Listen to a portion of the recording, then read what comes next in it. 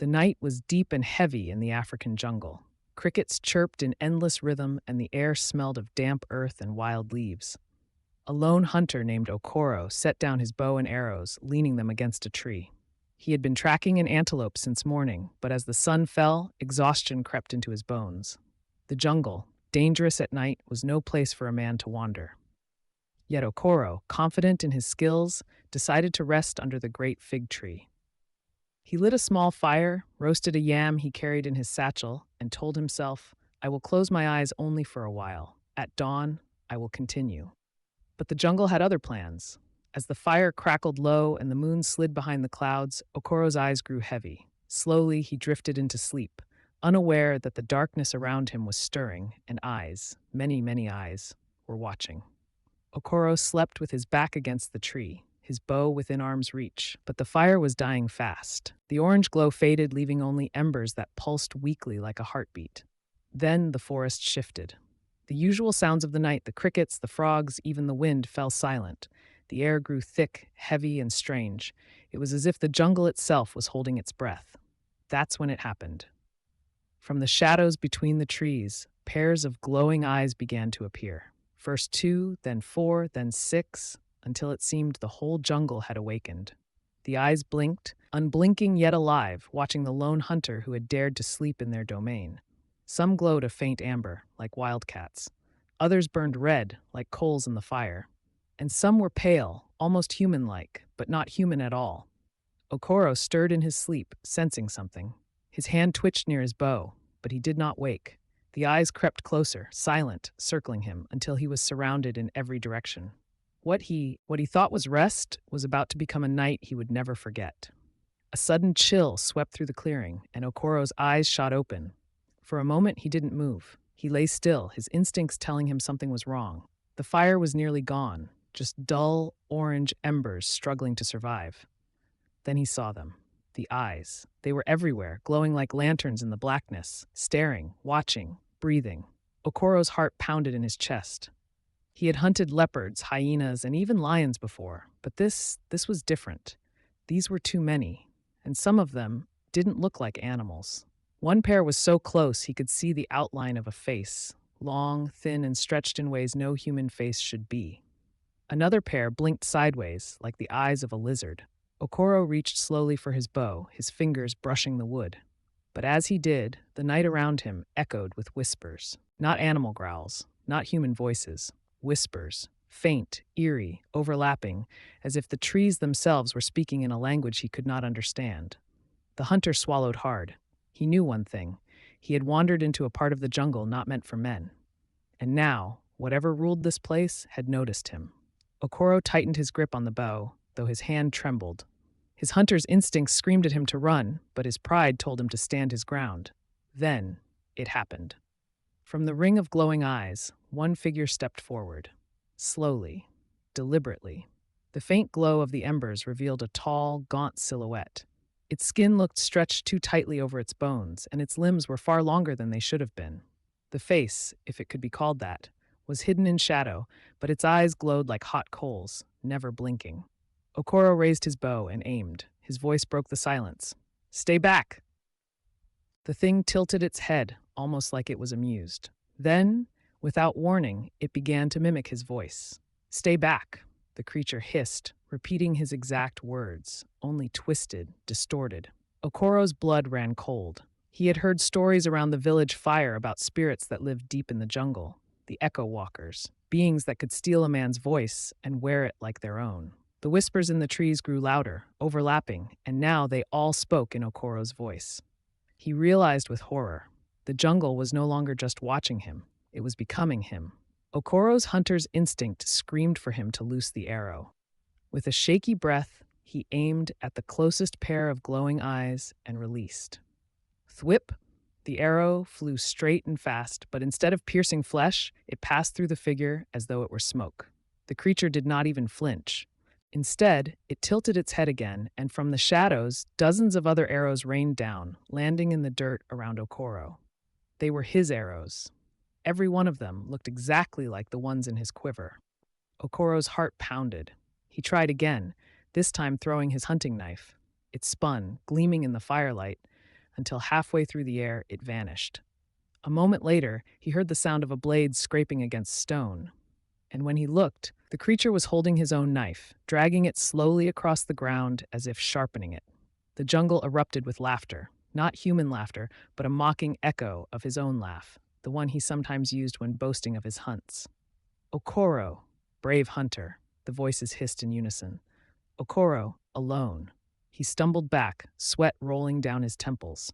The fire was dying, the embers almost gone, and with every flicker of light, the ring of eyes seemed to move closer, tightening around him. Okoro realized something terrifying. The jungle wasn't attacking him with claws or teeth. It was attacking his mind, his identity, his very sense of self. And if the fire went out completely, he knew he would be swallowed whole. Okoro's breath grew ragged as he realized the fire was fading fast. He grabbed the few remaining sticks in his bundle and tossed them into the flames, but they hissed and fizzled out as if soaked in water. The jungle wanted the light gone. Without wasting another second, Okoro snatched his bow and ran. Branches clawed at his face, roots caught his ankles, but he pushed forward, desperate to find the trail that led back to the village. Yet every path he took twisted strangely. He recognized certain trees, the ones he had passed hours before, but they now stood in places that made no sense, forming endless circles. The forest was rearranging itself. Okoro, Okoro. The whispers grew louder, chasing him, sometimes in front, sometimes behind. The glowing eyes never disappeared. They multiplied, weaving through the undergrowth, watching, waiting. At one point, he burst into a clearing and thought he was safe. But as he leaned against a rock to catch his breath, his stomach dropped, because carved into the stone was his own name, scratched over and over again as though by claws. The air grew colder. His skin prickled. He looked down. His shadow was no longer moving with him. It stood still, even as he trembled.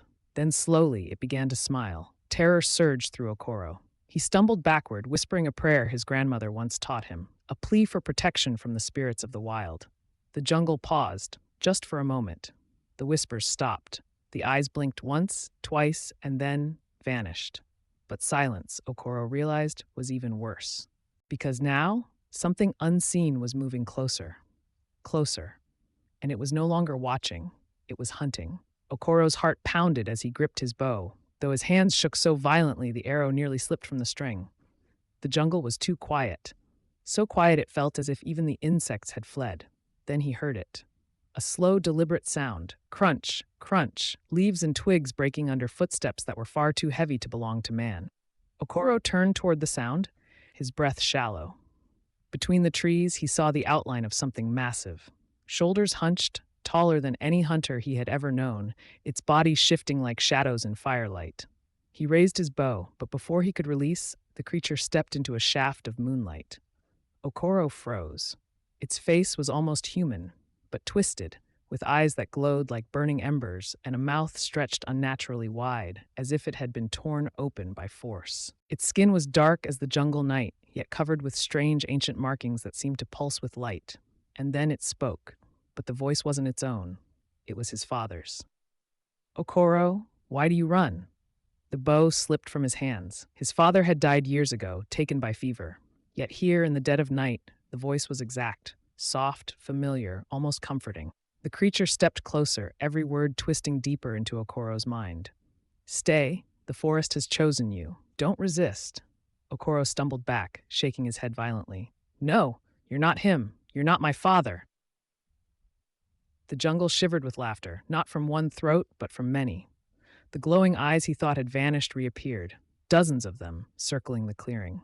And then, in one terrifying instant, the creature lunged forward. Okoro's scream was swallowed by the jungle as the creature lunged. He rolled aside, the massive shadow missing him by inches, its claws gouging deep marks into the earth where he had stood.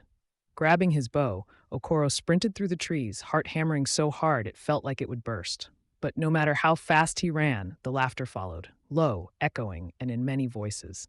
The eyes moved with him, always circling, always watching. Then, through the thicket, Okoro spotted a faint glow. A fire? His tribe? Hope surged in his chest. He pushed forward desperately, branches slashing at his face and arms. But when he burst into the clearing, his hope died. There was no fire. Only a giant tree, older than any he had ever seen, its trunk wide as a house, and in its hollow heart a strange blue light pulsed like a living heartbeat. The laughter stopped. The eyes vanished. Okoro staggered closer, drawn by a force he couldn't resist. His trembling hands reached out and touched the glowing bark.